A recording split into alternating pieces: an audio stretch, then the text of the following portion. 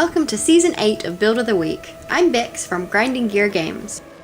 In Build of the Week, we showcase interesting builds created by the Path of Exile community and explore how they work. This week's Assassin build uses Molten Strike to hit the same target multiple times and rapidly deal a lot of poison damage.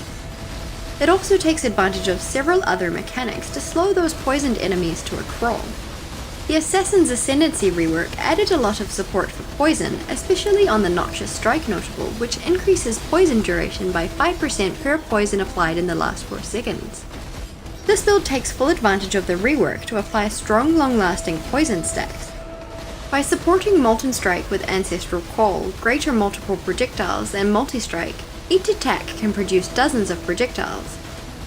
Each projectile has the capacity to poison the enemy, and every subsequent poison lasts longer and longer.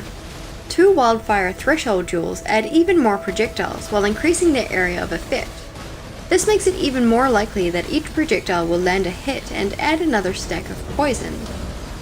The unique Claw the Wasp Nest adds a lot of chaos damage against enemies with 5 or more poison stacks. Using this along with the unique Ring Thief's Torment means that your damage returns a considerable amount of life on hit. Venomous's Weave is a unique item that was introduced with the Bestiary League. It grants aspect of the spider, which hinders enemies, and thanks to a property of the gloves, adds even more chaos damage.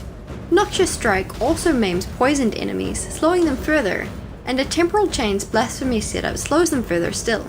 A Wither Totem ensures your poison is doing maximum damage and your enemies are moving at minimum speed, so you get to sit back and watch the life literally drain from your foes.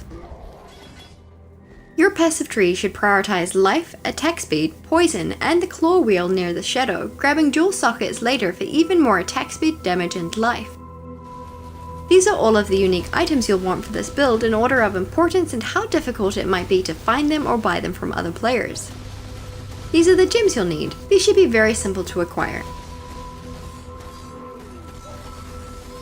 If you're interested, here are the microtransactions the character in this episode is wearing.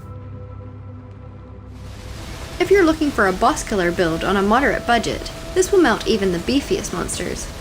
For more in-depth information about this week's build, you can find a link to the guide in the description of this video.